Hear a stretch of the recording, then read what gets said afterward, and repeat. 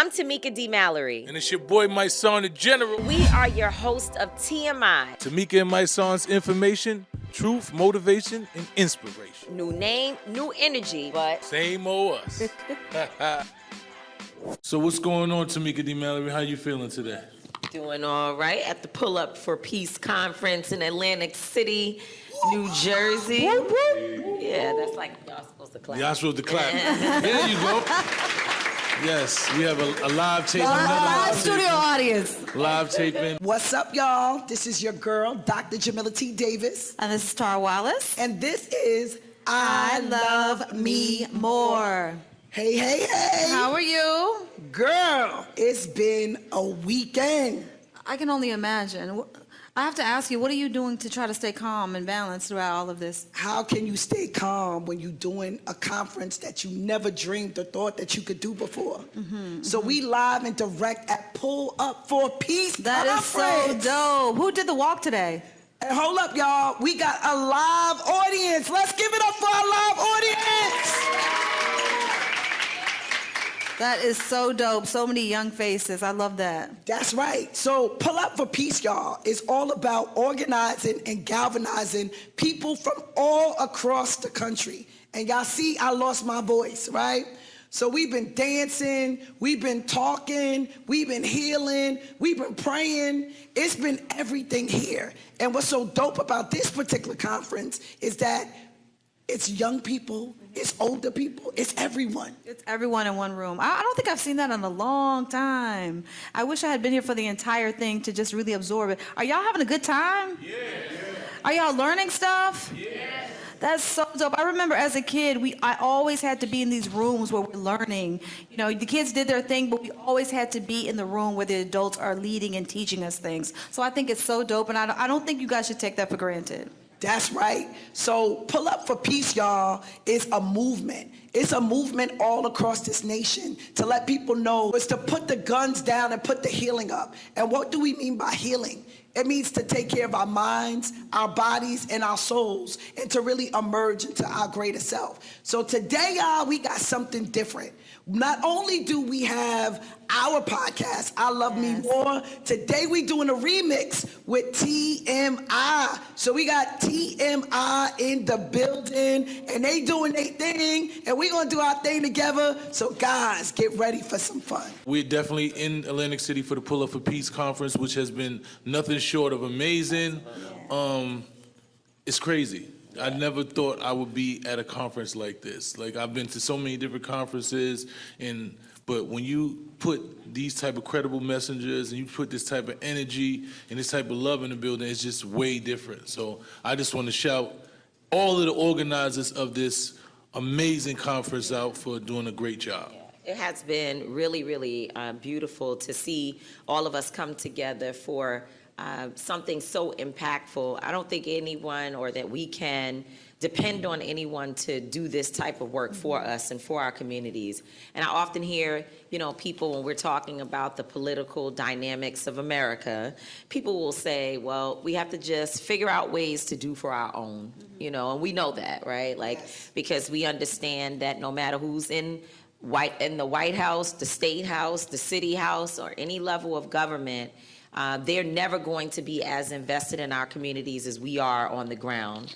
And I think that this conference is an example of that, of us pulling ourselves together to figure out what are the strategies, and more importantly, meeting people from across the country. I was talking to a woman in the hallway yesterday, and I asked her, what has been the best part of this conference, and she said that I get to meet other people who are doing what I'm doing, who may be feeling the stress that I feel, or, and it's not always stress, because she made sure to tell me it's not all bad days, but it feels good to have other folks that I can say, hey, what about your experience in this area? She said, I've been sharing with so many people. I have new friends. I have new collaborators, new thought partners, which is important. And I thought it has to be exactly what this conference was designed to do, to bring people together so that they can feel stronger and so that they can feel like they have a network of other people across the country who are striving for the same goals.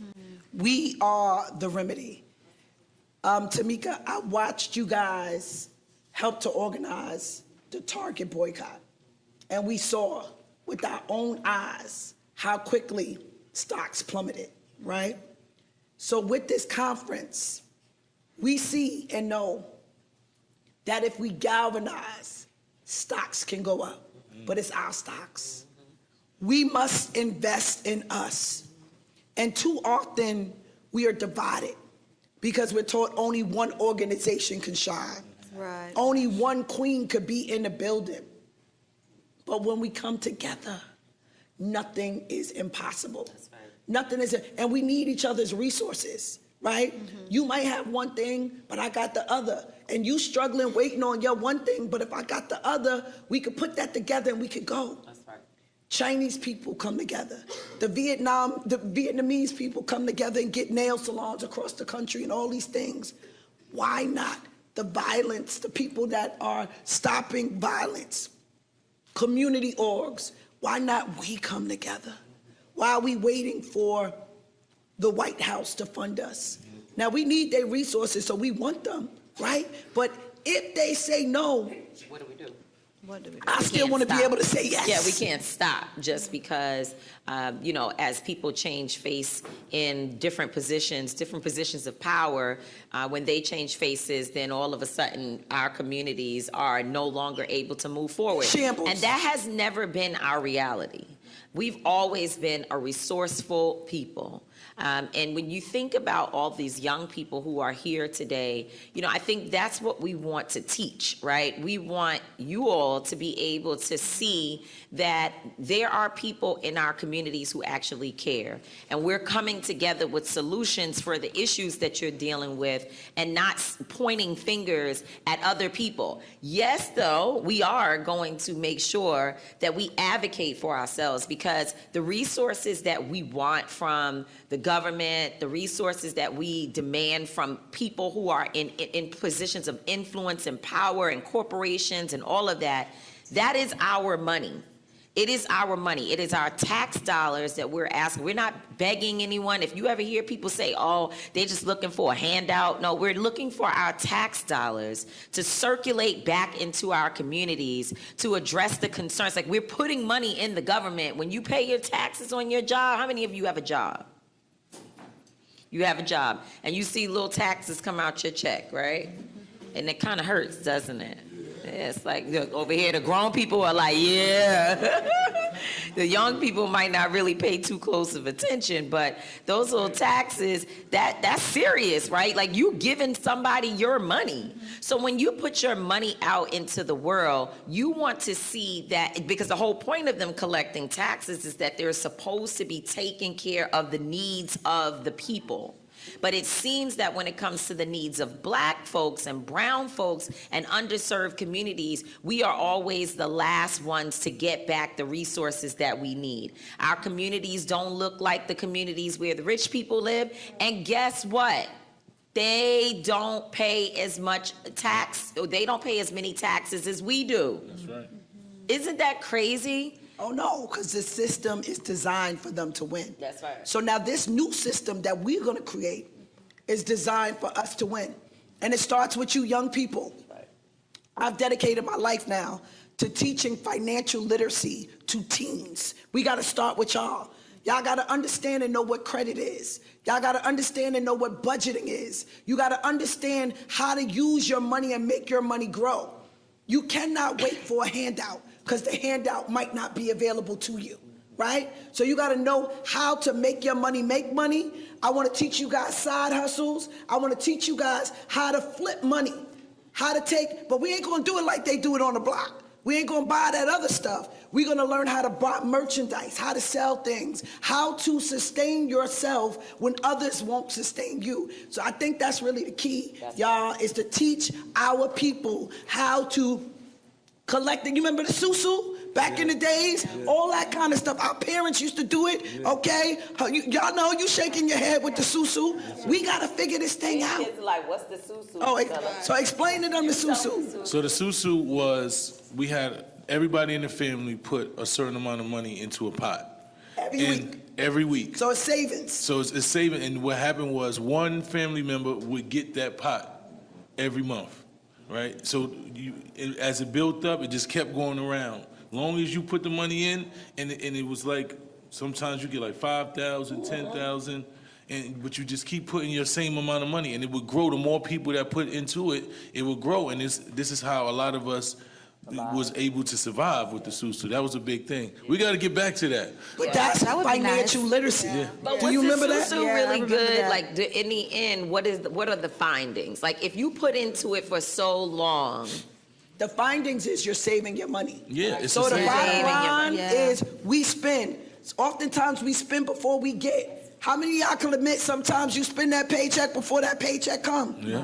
That's not good. So what the Susu does is help you have a lump sum so that it budgets you. It helps you to Yeah. budget and save and be able to really, really get your money together. So it's 'Cause really it's- financial literacy. Financial Exactly, because accountability, these banks is taking your money. They doing the same thing, and they giving you like less than 1% of your money back. So they flipping your money. You put money into the bank. This what a bank does. They take your money.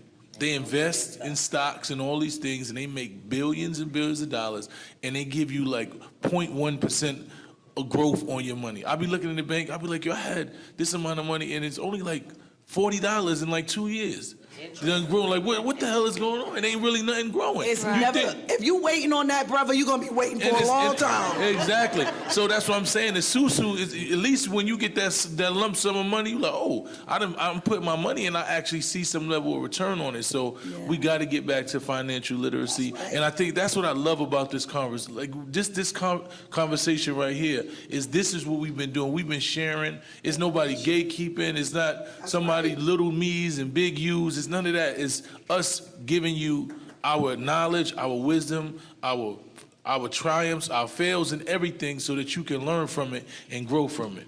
I also want to say something because, this just reminds me of when I went to college. And the first thing that you do when you go to college is almost set up for failure. Like that first week of college, when you enter the dorm room, there's this conference, and that conference is set up for you to get your first Discover card, for you to get your first credit card. And it's so easy to get that. But there's not one class on how to manage that card, how to use this card to build your credit. So by the time you get to that $500, you have the first negative thing on your credit report on top of these student loans that you're taking out that you think are going to take care of themselves that don't go anywhere. So I think this is so important because financial literacy is the tool that unless you're taking finance, there's nowhere to talk about finances and how to manage that. You think they're just going to make the money and pay it off, and that's not how it works. Like you're set up for failure even in the institutions that are designed for success. yeah, you know what? This is such a good conversation because when you think about Pull Up for Peace, you think about a conference that is designed to bring together the community that's working to curb violence in our communities. You would believe that we're only going to talk about like shootings and, different strategies to get guns off the street. But what we have to understand is that violence is a public health crisis. And if violence is a public health crisis, that means there has to be a public health strategy for addressing violence. And in order to do so, you have to look at the root causes of an issue, right? That's what public health does. Whenever something is considered to be a public health crisis, there are people who study the public health issues that lead to the crisis. And poverty is a number was one just about to issue. say that. It is a number one. How many of you think that poverty is a number one issue for problems that you see in your community? For the young folks in the back, are you listening to me? Yeah, there you go. Poverty. What do you think? system Yeah, what do is you a big think? deal. Do you think that poverty is probably one of the biggest challenges in your community? What would you say? Yeah, people are saying yes. Absolutely. And Right. I just want to jump in here. So the goal is we have to break the thorns of poverty, right? And poverty makes people desperate. People don't just want to commit crimes. Wow. People ain't just saying, hey, today I'm going to go commit a crime. People are saying today I want to get a lick. People are saying today I want to survive. So if you look at crime, crime is generally directly related to a financial gain. So if I teach people how to get to the bag, chances are they're not going to get to the bag the wrong way. And for me, Tamika, I went to jail for a $30 million bank fraud case, right? So I learned early how to get to the bag, but I was getting there the wrong way. And I didn't realize when you get to the bag the wrong way, you throwing bricks at the penitentiary system, okay? Because it's gonna come get you. It's all a paper trail. They all waiting for you. But I learned when you do it the right way, that's how you break the bonds of poverty, and you take your time. So my parents did it. One of the ways to do it is through education. We tell y'all to go to school, and y'all like, But let me explain to you. When you go to school and you get a certain degree, there's a certain bottom line level of money that they gotta pay you. And we're not even saying, okay, just get the degree, get the information. Because some of y'all are entrepreneurs. If you have the information, you're gonna be able to make more money.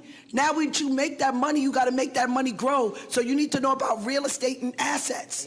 Right.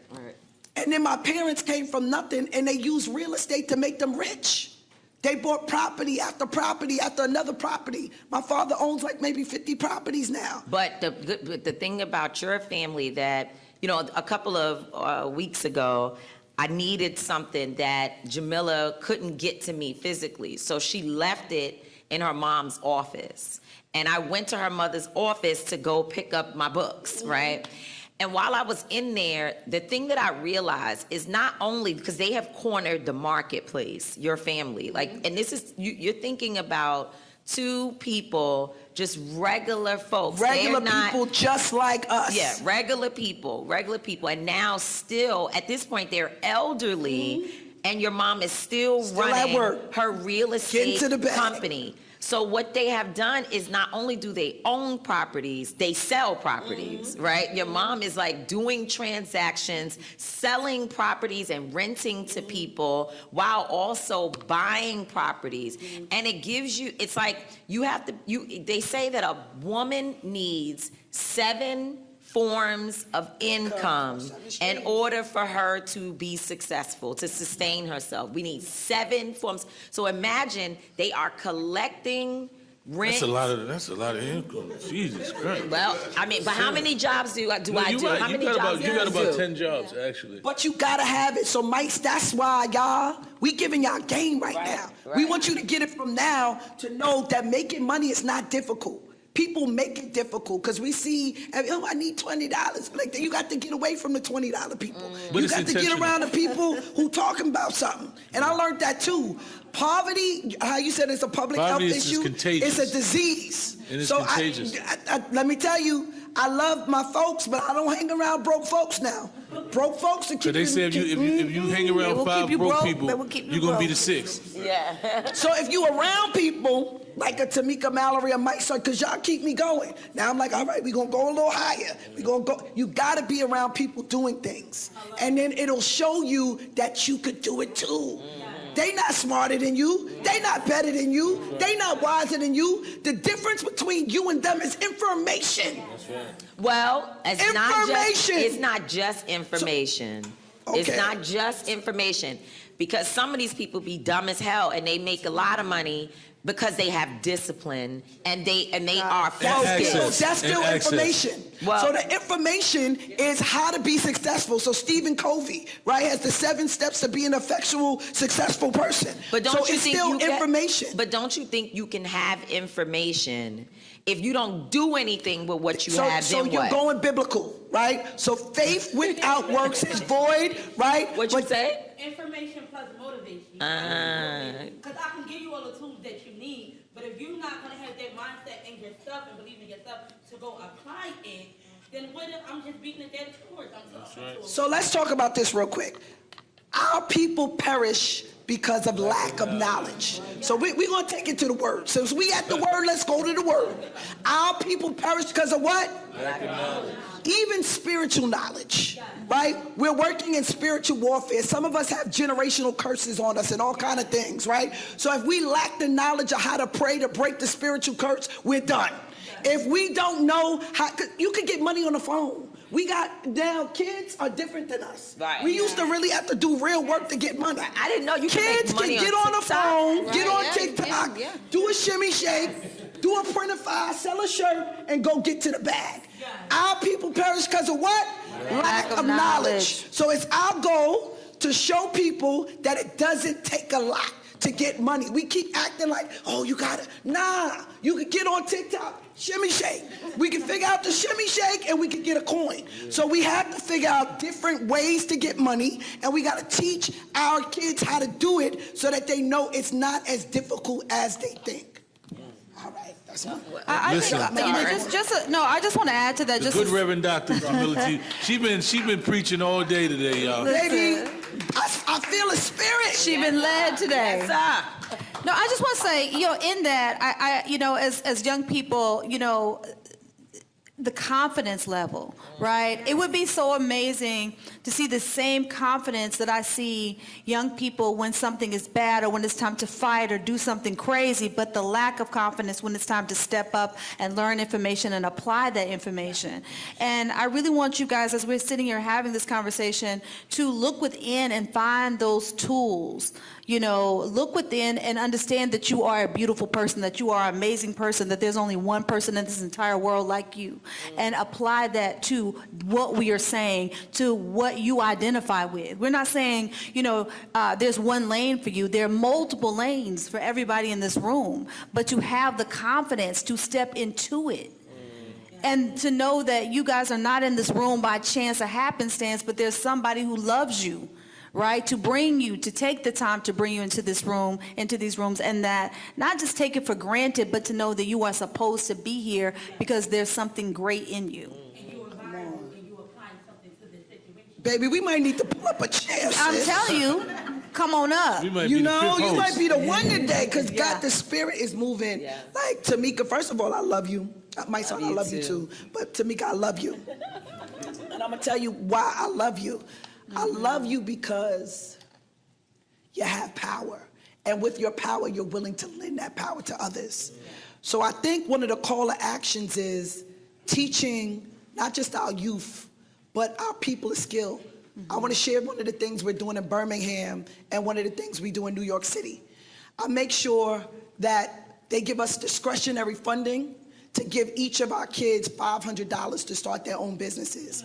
Juneteenth, we had over 100 teen entrepreneurs vending at their city complex, right? We're going to Birmingham with it, and now we do a program for guys called Flipping the Game, where we give them $2,000 to start their own business. And people don't understand that resources and information is a game changer, because one or two things are gonna happen.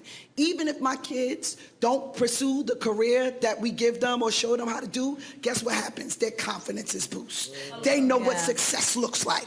They can feel it. Once you can feel it, baby, that's half the battle, because you got to have the faith to be. So if we speak light to them, we give them resources, we give them information, and we charge our people to do the same. So one of the things I want us to do through this podcast, through this platform, we know so many people that get to the bag. First of all, black women, right, are the #1 entrepreneurs in the country, right? And one thing about black women love who? That Tamika D. Mallory. Oh, yes, they do. Who, they love her? Yes, they do. Do black women love Tamika D. Mallory? So one of the things I want you to make a pledge for us for Pull Up For, because baby, I have an ass. That's another thing y'all gonna learn, right? You have not, because you what? Ask not. So I want y'all to learn how to ask people for things, because all they can tell you is no. And I don't think my sister gonna say no. So my ask for the Pull Up For Peace pledge is that you ask all those black women and all those incredible, amazing black men that you guys know that are affluent to come into our community and teach a skill to our people about how to get money. I want people who look like them, been where they've been, sleep where they slept, who are successful to come drop gems. See, that's the other thing we gatekeep. We don't want to give up the information. But if we create the community that cultivates the information and we roll it out to our people, that's how we break the bonds apart. Come on now. Create the community. See, we not only pull up for peace, we pull up for a piece of the pie, because it's our time. Come on now. I got a little preacher in me too now. But this is what it's about, man. The energy, just give yourself a round of applause. Everybody in here, man. Because the energy for these last 3 days has just been off the chain. Well, hold on, we gonna do the pledge. Y'all gonna do? we definitely for the pledge. I don't know, y'all Definitely. slipped past me now. I want a commitment on the cameras.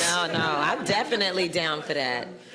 Definitely. But go ahead. No, I've been just praising this conference for the last 3 days, and I just want to praise you, Jamila, because Praise God, because he's using me.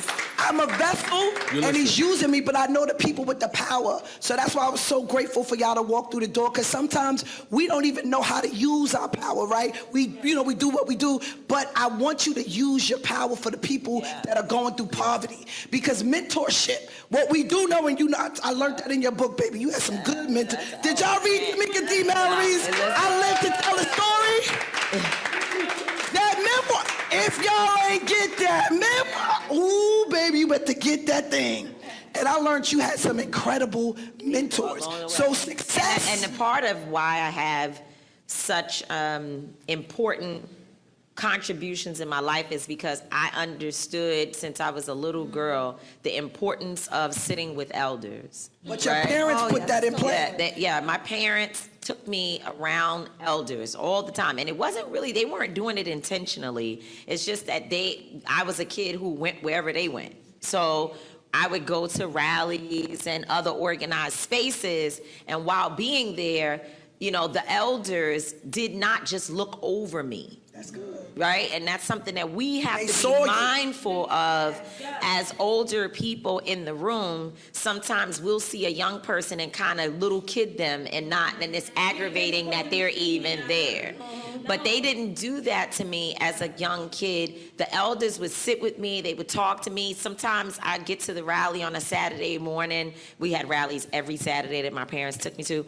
And somebody would have like books for me, kids' books with ribbons on it, and they would give it to me, and then they asked me, "What did you read the book?" Because I was one of maybe 4 kids that's always around, and so they found ways to work with me and talk to me. So I always had this thing for elderly people, and I didn't know that actually, it was like a blessing from God that I had the taste in my mouth or the space in my heart to sit with the 80-year-old and just listen to them. Not everyone does that, right? And in my book, when you talk about my memoir, everywhere I've been on tour, people have asked me, what's the one thing that I want young people to take away from this book? And you guys should get the book. It's a really good book. And I'm not saying it just because it's my book. It is a really good book for development in your life and just to hear the story of someone else who came from exactly where you all are coming from, right? And so my answer to the one thing I want kids to take away is listen to your parents. Right? And I know that's like corny. Like, you know what I mean? Listen to your parents. People are like, okay, But what I realized is that every single thing my mother told me, everything. Mine too, should. I mean, every single thing she said, eventually I found out that she was right. She may not have known in the moment exactly what she was talking about, but her wisdom was actually the navigation tool for my life.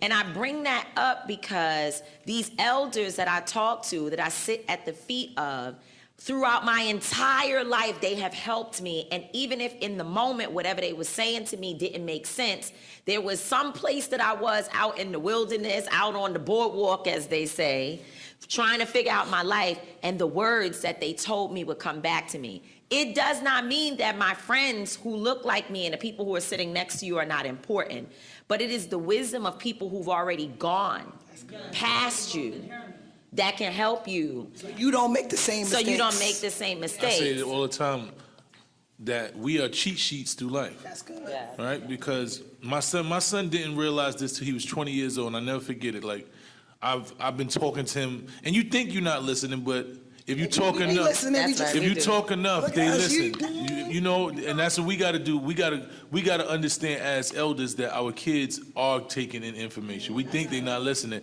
but I remember I think it was like his 20th birthday, and I went to his Facebook, and on his Facebook he wrote, "I just now realized that my dad never told me nothing wrong." Everything that he ever said to me was 100% correct. And we find that out, and I found the same thing else. I remember I used to tell my mother, I remember I had a girlfriend, I'm like, I'm marrying this girl. My mother said, you're not marrying this girl. I love her, Ma, we together. I said, you're not gonna marry her. Just relax.